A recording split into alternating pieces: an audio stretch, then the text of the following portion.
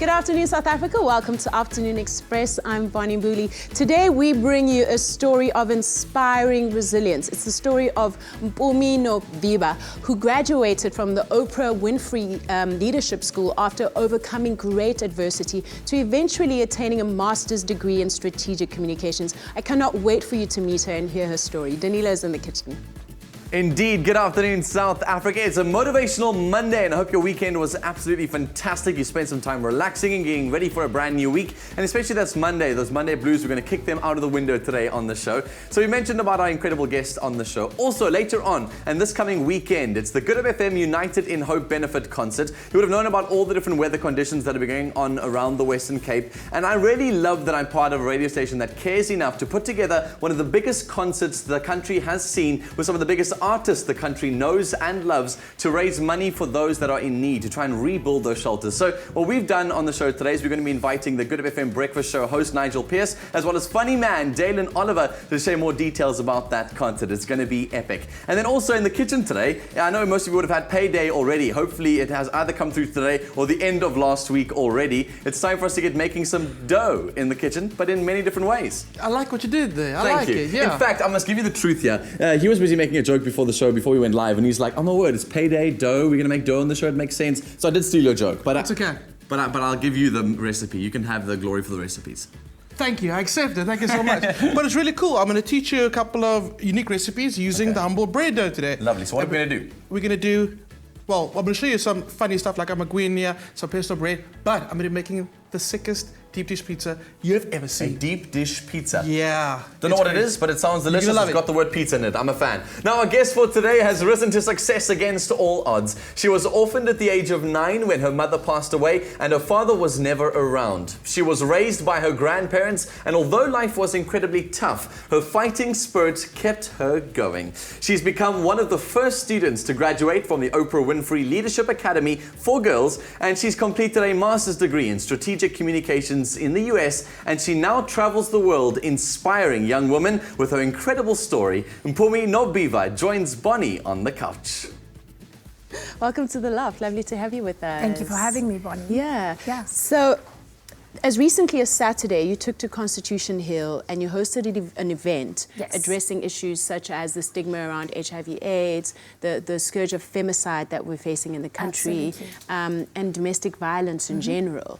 Now, not only are those issues that you're passionate about, but you have a personal story and connection to the scourge of HIV. Absolutely. Yeah. Tell us where that began and when you were first introduced to it. Yeah, I was 9.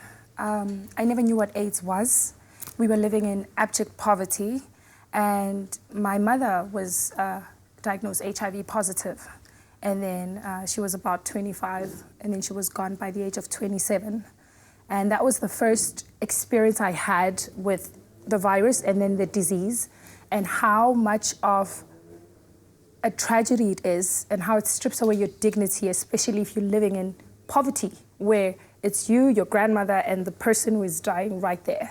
You know? Wow, and it's the person you love. Absolutely. It's the person who's brought you and into the it would world. be tough because it went from, be careful, don't eat the same things, don't exchange fluids, to you can't kiss her, you can't do this. And I was an incredibly affectionate person, and my mother was a beautiful person.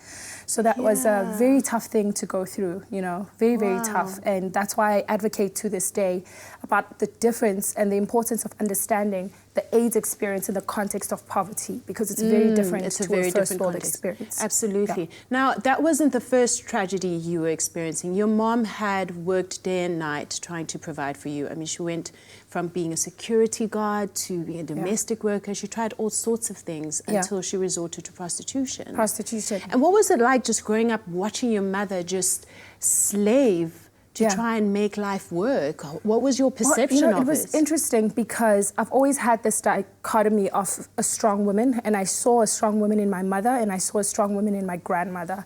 So my mother was about 20, she was about 17 when I was born, and my father 22. And even though I was born in Ezonkizizwe Township, we moved to Rosettenville. And this is where my grandmother would clean houses that she could never own, and my grandfather would fix cars that he could never own. But my mom would be then in the city because we're right very, very close to the CBD. And this is where she tried many different things as a young woman, who was unable to finish school because of financial problems. Yeah. And so for me, my mother was the most beautiful person in my eyes because she came on weekends, and when she did, she was just this fabulous light. She would get me the best hairstyle and I would have the best outfits. So I loved having her. And then my grandmother was really my mom, but she was also the strict one, Yeah. So it was interesting because as a child, you're very mindless to things and what's happening. You know that that's your mom, but you're not really asking questions like, why isn't she always here? It became really clear that something was wrong when she came and stayed for more than a weekend. Yeah, it becomes a hindsight reflection. Absolutely. And then you move to Rosettenville, to the city, and you get an opportunity to go to one of the better schools in the area. Yeah. And you were doing really well at school. How were you able to overcome all the challenges of your environment, and was school an escape in many ways? Firstly, my grandmother started working as a domestic worker at the age of 14. And lied and said she was 16, so the government wouldn't give her a hard time. Yeah. And she's been working, and I got her to stop when she turned 70. And it's been very hard. But I watched that woman get up every morning with no complaint, 5 a.m. in the morning in the cold, and make sure that she's going to clean houses. She's never cleaned more than 3 houses in her life, whether it's a flat. I've seen her sweep pavements. I've seen her do stairs. I've seen her clean 8-bedroom houses. And she's never complained. She's always just prayed. So you were a silent watcher of that work ethic. Yes, yeah. I knew. And Yeah. she was very strict, to be honest. My grandmother would say, we may be poor, but this place does not have to be untidy or a mess. Pigsty, yeah. It doesn't have to be a pigsty. And my mom used to say the very same thing. yeah, and my mom, one thing I love about her, and the reason I share this story, is because I refuse to let her memory be tainted by the stigma of AIDS. She shared her story with me before she died, and that was the reason I was able to not feel attacked by what was happening to me. She was a young woman, early 20s. I don't know what could have come to her mind to say, sit down with your 9-year-old. She may not understand, but speak to her humanity, because something in that conversation made me feel included, as chaotic as it was. And I understand when I meet AIDS orphans who never had that and feel attacked by the world. Yeah. And that's why you act out in so many ways, because it's a tough process to go through. Absolutely. Just to give our audience some context, shortly before your mother died, she called you in to have a conversation with you that you say changed your life forever. Yeah, absolutely. So what happened in that conversation? Well, she had been back, like I said, town, and she stayed for several weeks. I noticed that she was growing a rash. She was coughing a lot. And one day I came home from school after months of her just being around at home, and we're noticing that my mom is sick. And we lived in a big room at this point, so we moved around a lot, but pretty much to back rooms. It's always houses that have a lot of families in them. And this was our home, and I came home, and my mom was just sitting alone on the bed, and she called me, and she sat me down, and she told me that she was HIV positive, and she said, "Umama uzoshona." And I didn't know what AIDS was at the time, but I knew ukshona what it meant because she had had a miscarriage, I'd say a year around that time. So I could recognize what death was. And it's as though she could feel the pain just crumbling through my body, because she then held me by the face. And she said, "Ungakhali, you must go on because you will be different." And in that moment, she spoke life into me. I never told anyone about that conversation for a year. And then I finally told my grandmother after my mom had died. And she made me promise to always be good to God, always be good to my grandmother, and never stop working hard in school. So in my little 9-year-old mind, the tragedy that I see, I'm talking bed sores, I'm talking hallucinations, sometimes she doesn't know me. All of that can happen to me if I'm not good to my mom, if I'm not good to my gran, if I don't believe in God, and if I stop working hard in school. So that keeps me straight on path. It becomes my saving grace, truly. Wow. Truly. Wow. And so I just literally, after she dies, it's just work hard. And my thing about sharing stories and standing authentically in your truth is that, even to be discovered for any opportunity was because I'd always been outspoken about my circumstances. Yeah. When people say, "Oh, those are nice shoes," I'd brag about the fact that they came from a jumble sale and my grand found those. Wow. Yeah. Well, we're going to unpack more of that shortly, but let's join Danilo. My word, what an incredible story. I'm sure you're on the edge of your seats. Don't worry, more from our guest in just a bit on Afternoon Express. But what I find so interesting and almost beautiful about the story is listening to the impact that people can have on one's life. And so on our social media platforms, across all of them, I want us to span the social sites today with the hashtag Afternoon Express. But I want to do it in a special way. I want you guys to share little stories of people who have positively impacted your life. And you can share your gratitude stories with the hashtag Afternoon Express with us on Twitter, Facebook, Instagram, whatever platforms you happen to be on. Use that hashtag and share those stories. Let's celebrate the people who really have a positive impact on our lives, and perhaps we could read some of those comments on our show. Now, much more to come from the inspiring Mpumi after the break. Plus, we're also going to be taking a look at another one of South Africa's most beautiful residential estates with private property. Stay right where you are.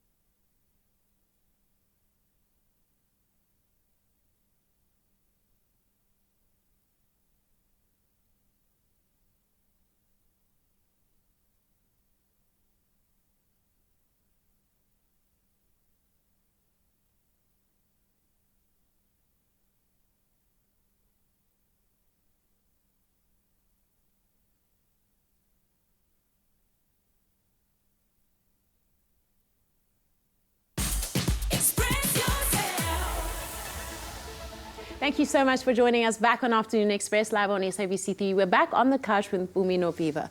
So tell me about the day you heard about the Oprah Winfrey Leadership Academy. Where were you? What was happening? And what did you think of that opportunity? I was at school. I was at Rosettenville Central Primary School. I was writing my June exams, and my grandmother and I were starting to talk about where I'm going to go next.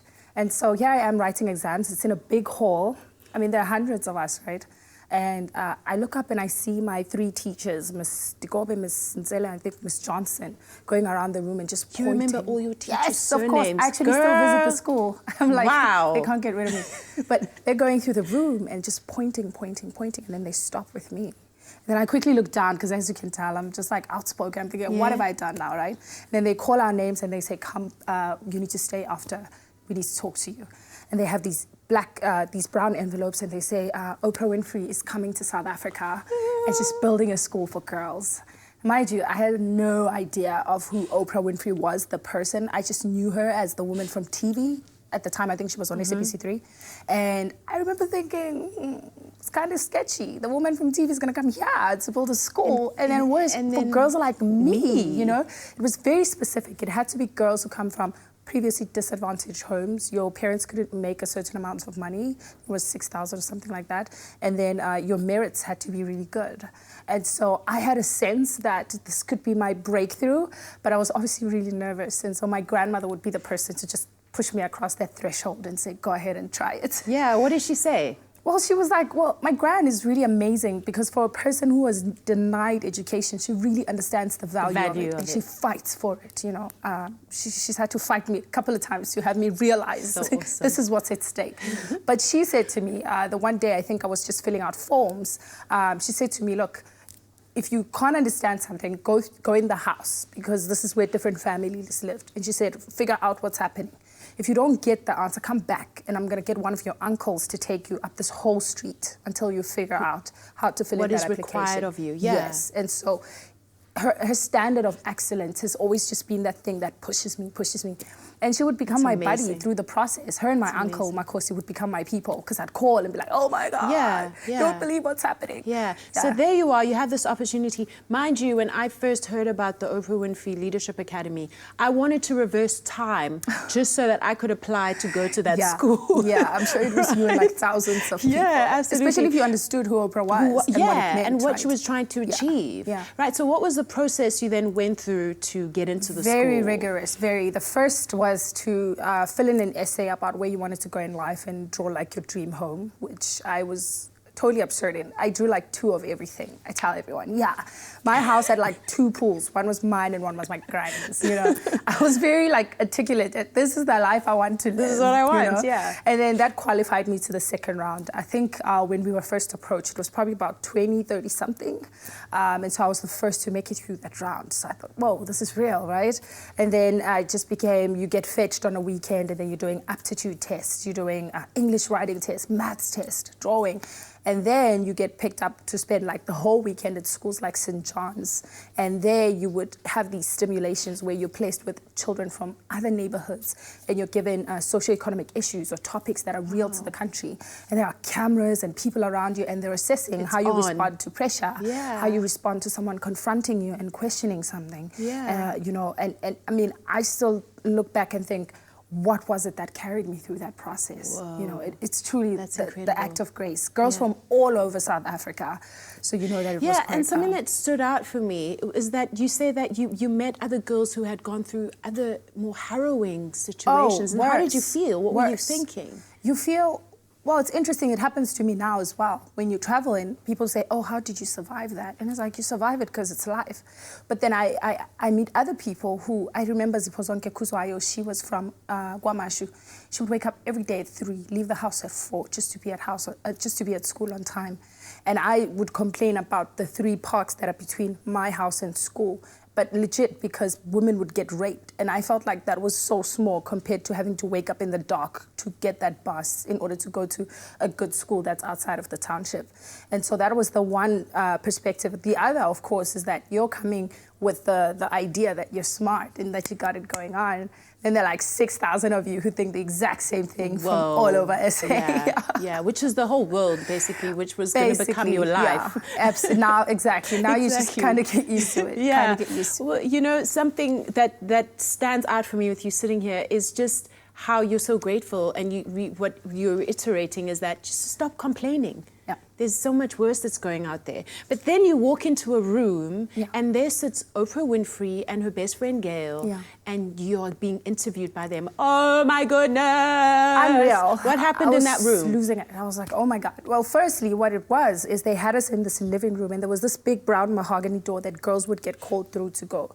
And I'm Nobiva, so I'm at the tail end of every list. But I could see from this end, girls who would come out and are like besides themselves. Like I'm talking hysterical. I'm thinking, what's going on in this room? So my turn comes and I open the door and this is like so Oprah Winfrey.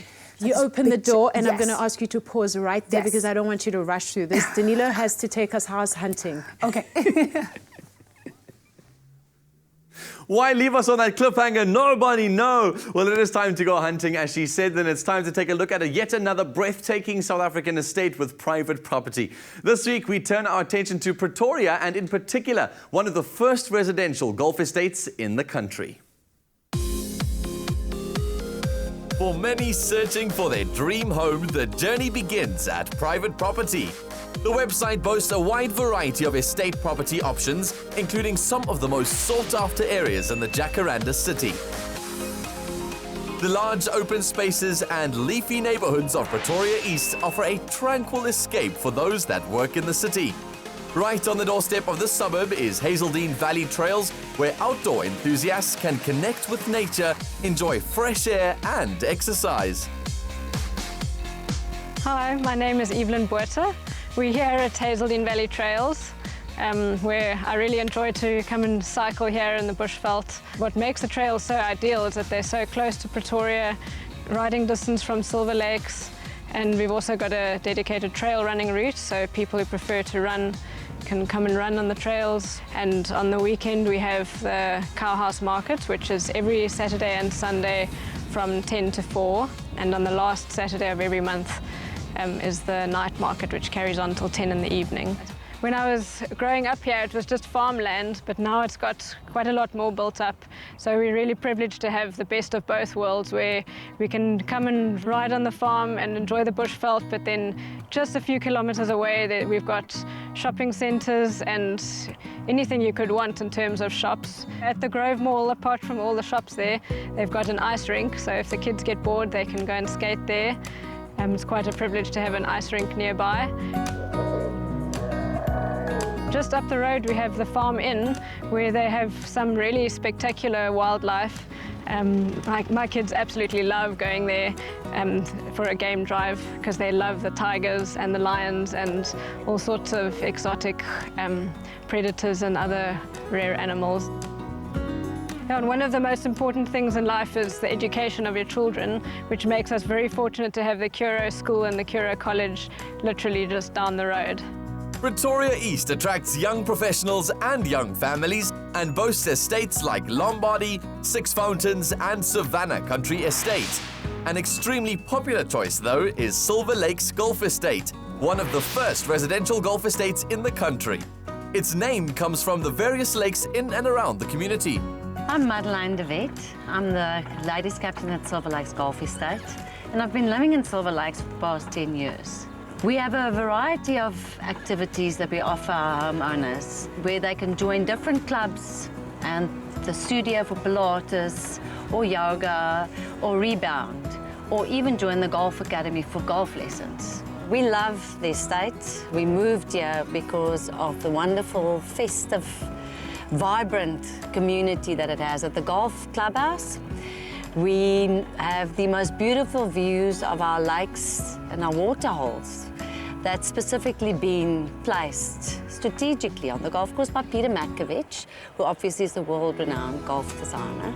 We have our beautiful game reserve, which hosts a variety of small game, and it offers an ideal place for us to go and picnic and do some fishing and cycling through the wild areas and the bushveld. So a completely different view to the normal golf course scene.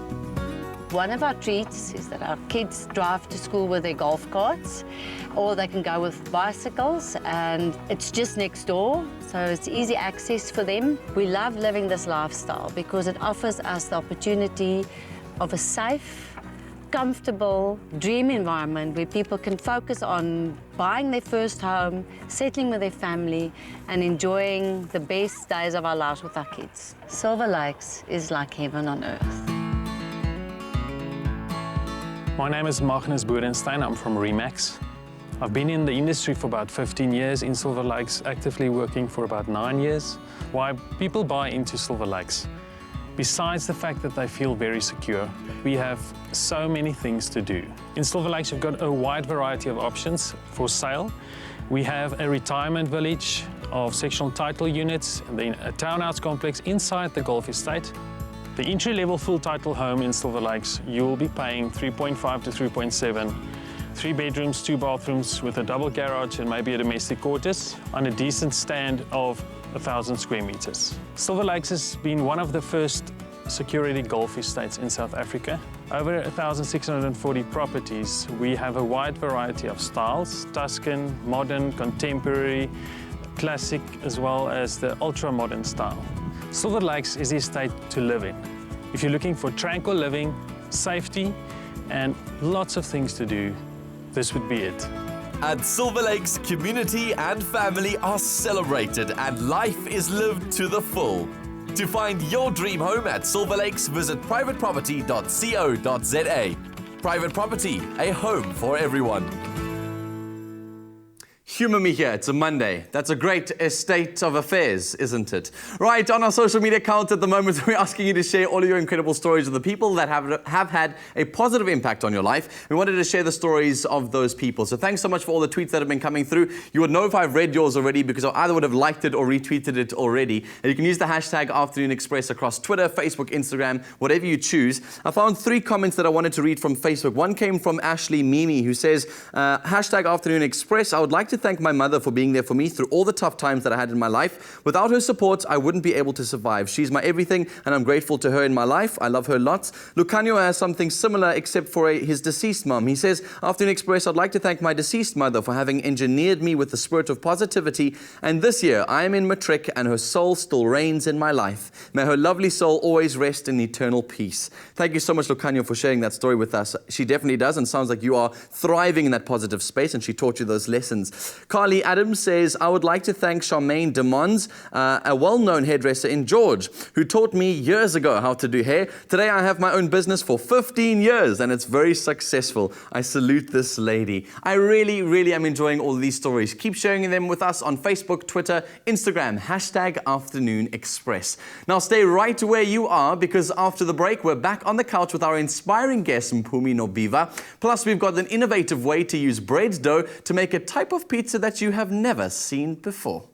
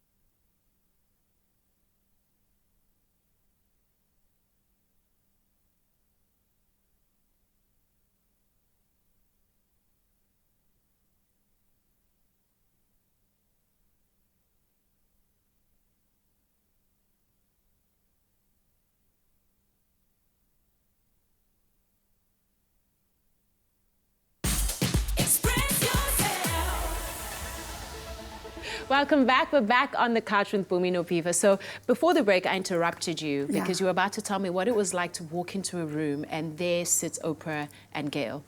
Unreal. Truly, it's these big gold fluorescent lights, this beautiful chair where this wonderful, graceful woman sits. And immediately when I get in, I obviously recognize her and overwhelmed. Yes. And she stands up and she comes over to meet me. She says, "Hi, I'm Oprah." And I'm just like, "Hi, Oprah." She gives me a hug. She says, "Congratulations for making it this far. You know, you should be very proud of yourself." Then she invites me to go ahead and have a seat. And then we just start talking.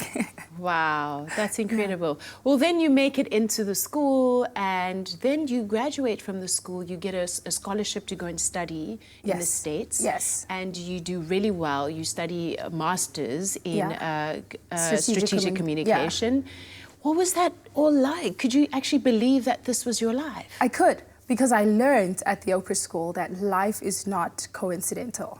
I learned that I co-create the life I want. Yeah. I learned that through my biggest failure, and that's when I got the concept of growth mindset. So by the time I graduated, I had a whole turnaround in order to get those distinctions and then get a full ride scholarship. By the time I got to the United States, I understood that I was here to write my own script. Yeah. And I was relentless. I was relentless in being very proudly South African, very proudly AIDS orphan, even though I have many surrogate mothers who have loved me along the way and nurtured me.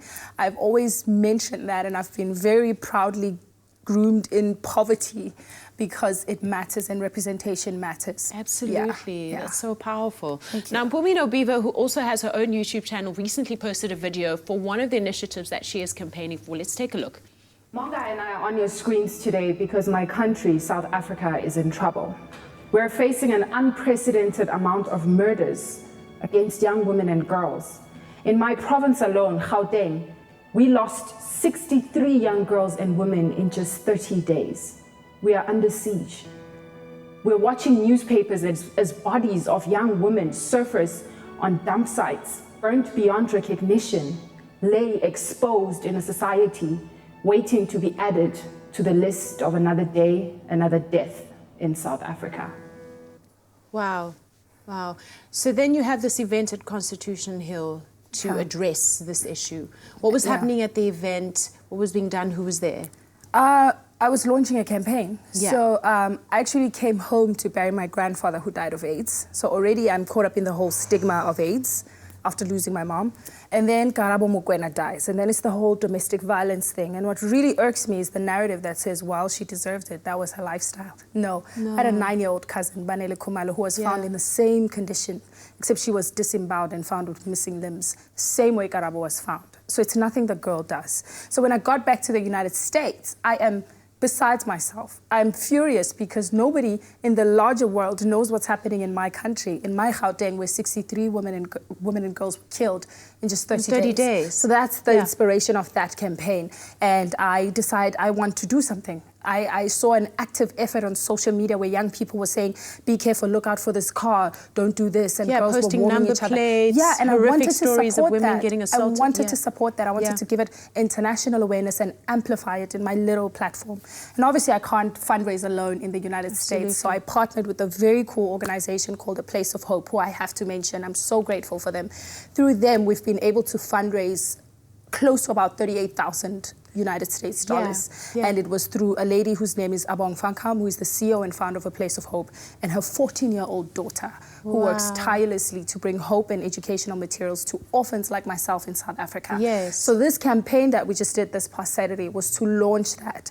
And Shubin Boya and Lerato Shabalala, I call them my little big sisters because I like tower over them. I saw all the media posts on that. They were incredible. I mean, truly lovely women.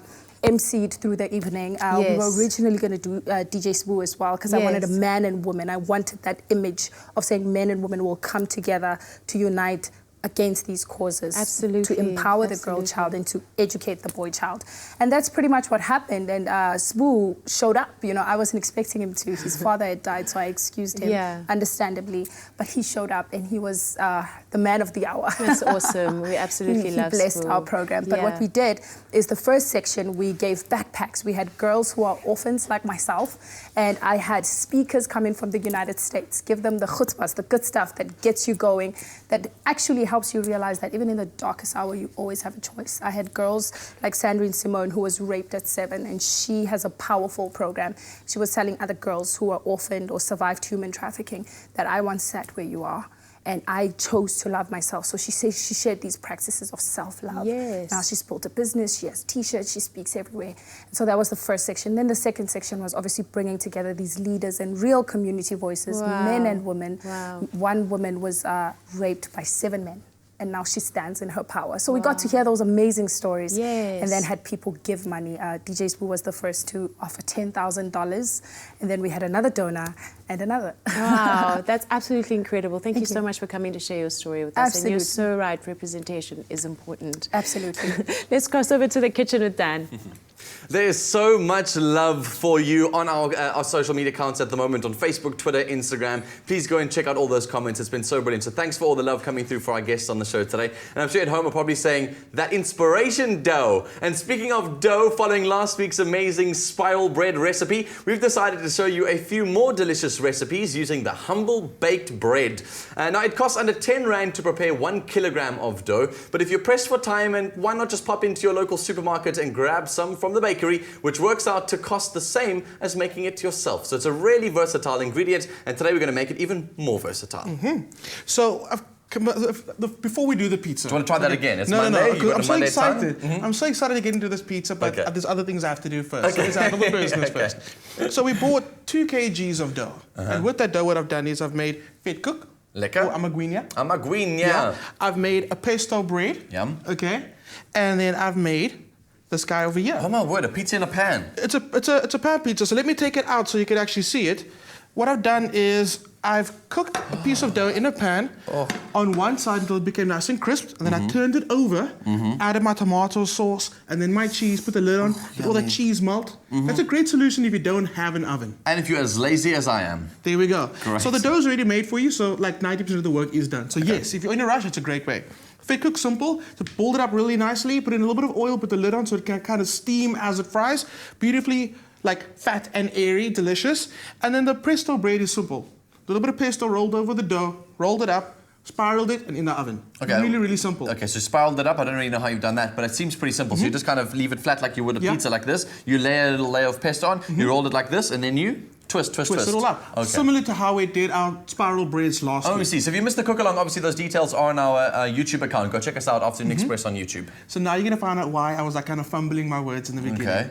This is the ultimate dinner you could possibly make for a Monday. Okay. Okay, so I've got my dough here for our pizza. So what I've done is I've kind of like hand stretched the dough out. You can use a rolling pin. I prefer using my hands. So you get like little puffy ends, little thinner ends. You can kind of just pick it up and kind of move it like this, you know, stretch it out. My other favorite, kind of like toss it in the air. Oh wow, gee, this is pretty fancy. Go for it. There we go. Don't make any holes. There we go. Pretty fancy. Yeah. And what it does is doesn't just show off, because I mean, yeah, it is, but it kind of spreads out the dough. So it like evenly kind of like just distributes the weight. Yummy. So in traditional Italian terms, for those of you who know how much I love Italy and I love food, this is what's called a Neapolitan pizza, a Neapolitan pizza, because they generally themselves make those pizzas nice and thick and doughy. You get the little thin, crisp bases, which are not really from the south. So yeah, those are more from the south than they are from the north. Okay, so what I've done is I put it inside a springform cake tin. You can kind of see I've pushed it up against the sides. Cool. Just to get you got a bit of a well. Now we're going to start layering this guy. It's amazing. Cool. So this part we'll start with the cheese. All right, there we so go. cheese, which ones? You want I've all of got the different some cheeses? mature cheddar and some mozzarella. We're going to start with a little bit first, create a nice layer. And then I'm going to put you to work Parmigiano on top. There we go, a little bit. And now we're going to start with our sausage meat. We've actually got some boerewors meat that I've taken out the casings. So Dan, you can just dot that in there for me if you don't mind. Dot it in like this. Yeah. All right, and then we're like going to add some tomato sauce. Let me just say what I've got at the moment. So I've got the cheese, got that sausage meat in there, a little bit of tomato sauce, give it a good drizzle. What are we making, by the way? Because I've seen you've told us that it's the ultimate, but what is it called? Does it have a name? It's a deep dish pizza. So it's a cross between like a pie and a pizza. It's a pizza pie. Okay. Cool. There we go. Like a big pizza pie di Samore. Exactly. So what we're going to do is you're going to continue the process now. Doesn't want to sing. Go for it. No, I don't sing. No, I cook. So you don't want to kind of like have a puffy dough thing at the bottom with some filling at the top. You actually want to create the layers of the filling. Got you. So we're going to repeat that process, and then we're going to pop it into the oven. And keep on going with your cheese. Keep on going with the cheese. So you're going to keep on going. Pop it into the oven. All right. Before we get popping this into the oven and getting that's what it looks like, if you obviously want to make this recipe at home and you're wondering like, oh my gosh, I'm not taking notes fast enough, don't worry. You can SMS the keyword EAT to 33650. It'll cost you R1.50 and those free SMSs don't apply. We'll send you an SMS with all the details so you can take a deep breath. All right. So what do you think? This has been in the oven for about half an hour. Yummy. We're going to finish it off with some beautiful basil. A little of advice, before you take it out the springform tin, let it sit for about 10 minutes, just let that molten lava cheese just kind of settle. So it doesn't just fall over on the side. Okay, cool. And then you pop it out and look at this bad boy. It looks so delicious. I forgot to remind you that obviously the SMSs are charged at R1.50 and those free SMSs do not apply, but all the details you can get on your mobile device. I'm going to tuck into this. Over to you, Bonnie. Now, tomorrow marks the start of one of my favorite months of the year, Women's Month. And from the 16th to the 17th of August, the annual Top Women Conference will bring together a host of iconic leaders to drive discussions around gender empowerment in business. So to stand a chance to network and rub shoulders with thought leaders and captains of the industry, simply SMS the keyword Top Women, followed by your email address to 33650, and you could win 2 all-access passes to the conference. SMSs are charged at R1.50 per SMS, and no free SMSs apply. T's and C's can be found on the Afternoon Express website. For more information on this fantastic event, visit www.topwomen.co.za. Stay tuned, because after the break, we speak to comedian Dalen Oliver as well as Nigel Pierce from Good Hope FM about the United in Hope benefit concert. Don't go away.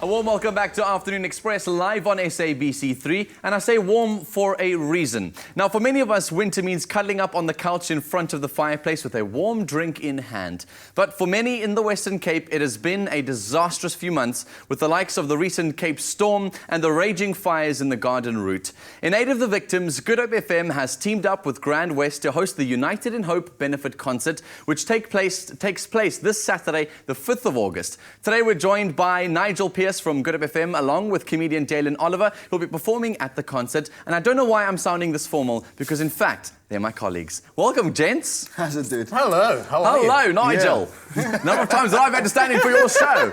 And the amount of flack that I get when I stand in for your show, because people love you so much in the mornings. It's good to have both of you here. Let's talk about this concert that's coming up on Saturday. I mean, a lot of stuff's been leaked into the press. A lot of people are tweeting about it. I'm seeing it all online. Obviously, we're all going to be there. But I'm seeing a list of artists my arm long. Yeah, we're about 33 artists. Yeah, it's an impressive roster of artists, from Trezor to the dance company Africa Ablaze, Chad Simon, Big Star Johnson, Patty Monroe, to name but a few. DJ Reddy D's going to be on the bill. Nasty C as well. Yep. The comedians on the bill too, aren't they? So you're going to be there. Carl Webber's going to be there. Mal Jones will be there. Conrad Koch and his friends, Chester Missing, he'll pop in as well. So tons of fun, tons of excitement. But 33 artists, it's 150 to get in. Doors open at 5 p.m. So this is all going to be crammed into one night, right? One so it's going to be night. one night of all the night. biggest artists in South Africa. It's probably the biggest concert with the most artists, I think, in the country. I think so, and you know he's a sort of maths 1 graduate. If you Yes. do, if you do the numbers, I did do it's the sort numbers. of £5 per artist. Oh my gosh. 454 to be exact. Well, there you go. My cell phone says 150 divided by 33. But yeah, And a Justin Bieber concert ticket is like over R1,000 each. So like you're really getting a lot of value for money for this one. But I mean, for a serious second, let's get serious for a second about the concert. It's all about trying to raise funds for what's going on in the Western Cape. The Cape Fires were a while ago, so the Cape Storms have started to kind of dissipate for a while. Is it still a worthy cause to work towards? I think so, Danilo. We had the Chief Executive Officer on of Community Chest this morning, and they're one of the beneficiaries, as well as the South African Red Cross Society. The situation out, not only in the Western Cape or Cape Town, across South Africa, it's pretty dire. So, you know, it's poverty, it's housing, it's job creation, it's all of that, and you throw that into the mix and you end up with a situation that borders on a disgrace in certain circles. Yeah. So we're certainly doing our bit at Good Hope, and we're mandated to do it. And I'm extremely proud and happy to be part of this project, and long may it continue. Okay, so it's not just about going and rebuild houses in Knysna, which everyone is sort of like, we're worried that it could have been. It's to go and support two really, really, really important organizations who are doing work across the country to provide relief. So are we not taking a cent from this? No. It will go to communities like Knysna, for example, Grassy Park, Umfuleni, Nyanga, Mannenberg, Mitchell's Plain, Vrykrond, Masipumalele, Izamayetu. Yeah. So we should probably start encouraging people to stop thinking of this as like a kind of concert to come to, but more of an investment in the communities, and to do that in a fun way. Is it important to do it through such a platform like dance and music and celebrating through artists? Yeah, big time. I mean, we're celebrating our artists, we're celebrating our culture, but bigger picture, as South Africans, we're always looking to find ways into how to make a difference. Yeah, you as one of the citizens can take 150 of your hard-earned cash, pump it into the benefit concert, and challenge your corporates, challenge your work buddies. You know, if 100 of you say, cool, we're going to be going, that's 15K. Sure. Going to a worthy cause. I mean, Good Hope FM is not getting a cent. Giving it to individuals will ensure that it affects individuals and communities positively. It's actually the very first time that Dalen's not charging anybody to appear. So, you know, this is something, you know, come on, embrace it. It's a wonderful, wonderful initiative. All I asked for was a haircut, that's it. Just wanted a haircut. And some makeup here, that's all you asked for. Listen, I mean, I want to know why you're so personally invested in this, because, I mean, I've heard you speak on the radio. You're very passionate about what's going on with this concert, and you're really passionate about what's been going on in the Western Cape. I mean, as you've been doing the news bulletins throughout the last while and seeing what's going on in our country, you've had a personal investment in it too. Yeah, it's something that I've always been involved with, and whether it's on air, whether it's off air in my personal capacity. And you look at the numbers, you look at the stats and the recent stats. Nyanga is still the murder capital of South Africa. Sure. Browns Farm, their murder rate and rape rate increased by 61% and 41%. Then you throw in Googs and Mitchell's Plain, and you realise that, and then you have grandmothers and grandkids losing their lives in fires in Philippi East, in Nova Park recently. So these are all the communities that will benefit from this concert for only 150 rand. Yeah, this is a great investment. You also, like the catchphrase of being united in hope, obviously. That's a hashtag that everyone's been using on the social media platforms. And so we are going to be all together. Thousands of people from around the country are going to be united in hope, because with raising this money, there is now hope.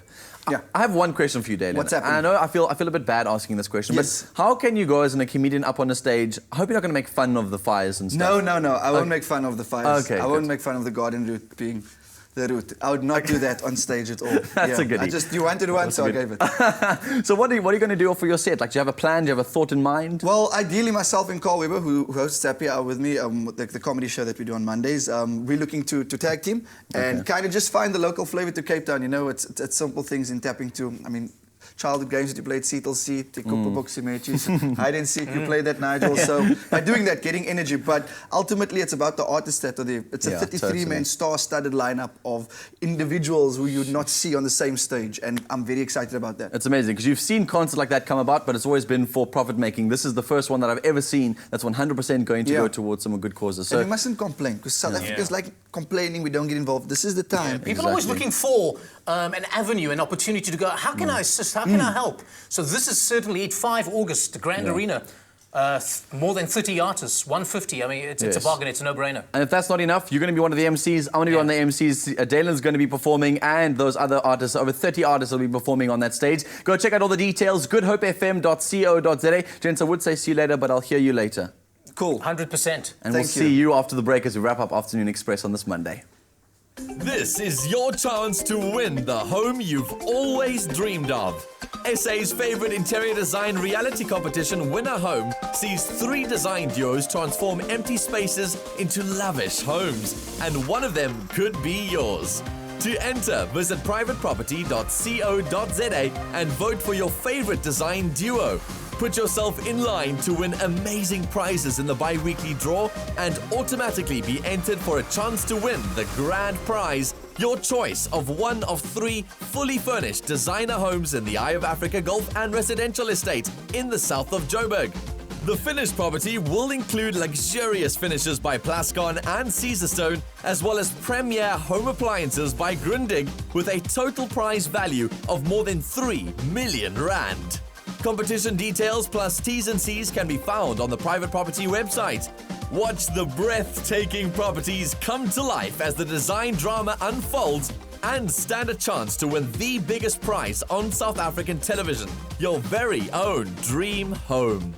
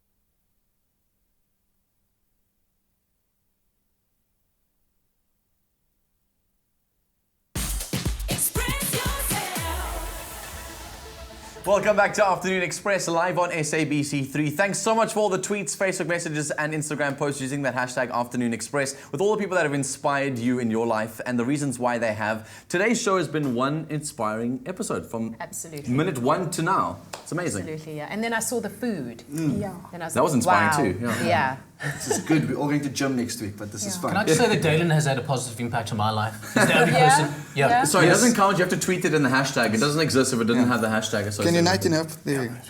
Okay. Tickets at Combi Tickets. He's got the hairiest arms I've ever seen.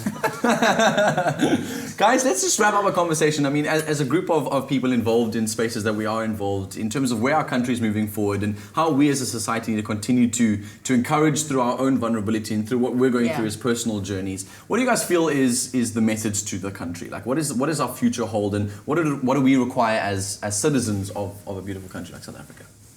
I feel like Ladies first. Yeah. Could talk forever, but first it's just standing authentically in our truth, you know, as individuals, as communities, as regions. A lot of the times we're discouraged, especially if you have the crime or poverty or whatever. It's take account of what's happening and then, you know, take the initiative to say, how can I get other people to rally this cause with me? Everything I've learned is going to be intimidating. You're going to start it with no idea about how it's going to end, how many times you're going to fall on your face, how ridiculous you'll sound. But once you're out there, then you start realizing that life will take care of itself. People will rally behind the cause, and pretty soon you start making a difference. I also wanted to just add earlier that you're the only person I know who calls Oprah Mom Oprah. Because for years I used to wish Oprah would adopt me. I think from when I was a kid. Me too. Yeah, I'm there as well. Yeah. I was so upset actually. I'm talking about like 4 years ago. My mom was part of the advisory board that was helping with setting up the school itself. And what's so fascinating about it is that she was meant to come over to our house one evening. I was beside myself, and they had to cancel last second, and they went out for dinner instead of coming to the house. And it was the only time I didn't get to meet Oprah, guys. I didn't get a free car. You get a car. I'm so upset. You get a pizza though. You get a pizza. You get a fed cook. Yeah. Please just up, guys. Just put it out into the universe. And maybe Thank you. Oh, thank you. And for you guys to rally people behind the cause of United in Hope, what are the words to South Africans? I mean, it's $150, it's a lot of money, but it's some of the best artists in the country. Go to CompuTicket now and buy your tickets. It's $150, over 30 artists performing this coming Saturday at Grand Arena. It's not just artists, it's the biggest artist in the country. Nasty C is going to be there, Sean When you Sky say is it going like to be that, there. no one can say no. I know. Exactly. Yeah, do it again. Yeah. Put in your radio voice. Put in my TV voice. This coming Saturday, get your tickets now for the Good Hope FM United in Hope benefit concert at Grand Arena. $150. CompuTicket, please. First one was better. Can you now put on your TV face, please? Yeah, TV face. I have to take the mask off. Oh my God. Please taste the food you have to taste. It tastes amazing. Thank you. I don't know, everyone Are these just plain fed cooks? They are fed Do they have a special name? No, that's fed Yes, cooked. pizza. No, Just just eat fed the cooked. pizza. I'm going to eat this. I'm loving them. You want to find fascinating? Every guest, you guys know this by watching the show, every guest that comes on the show is like, yeah, sure, we'll eat when the show's live. I'm eating. And then they take like 5 hours to do it. Knife and fork, look at we're this. definitely eating. This is a big People one. don't want to be seen chewing on TV as well. Yeah, totally. I clearly have no problem, and I have no problem speaking while I'm chewing on Totally. TV. Is Oprah everything that people make her out to be? Is she the What does person? she eat? She's probably that. What does she and smell like? What does 1,000 Oprah times smell like? more. Oh, is she? I'm battling here. Speechless. She's everything and more. Yeah, She smells sure. like fresh flowers. Roses. Like Yeah, but Like that's, I can't do that. you know, like a place or a memory. Like It's a never just a pungent line. scent that you can, definitely. But she's awesome. She's very playful. She's very obviously honest. You know, like that hair is not gonna work. But she's really playful. Whenever we are with my sisters, she likes the mother thing. It means a lot to her. So she'll make us. She likes making truffle popcorn, which was new to us because she'd squeeze lemons onto it, and then which tastes great. But for us, like girls, Sorry to squeeze lemons on the conversation, but we have to say goodbye on the show today. Have a very happy rest of your Monday afternoon. It's a Motivation Monday. We'll see you same time, same place tomorrow. Good night and happy eating. Bye. Bye.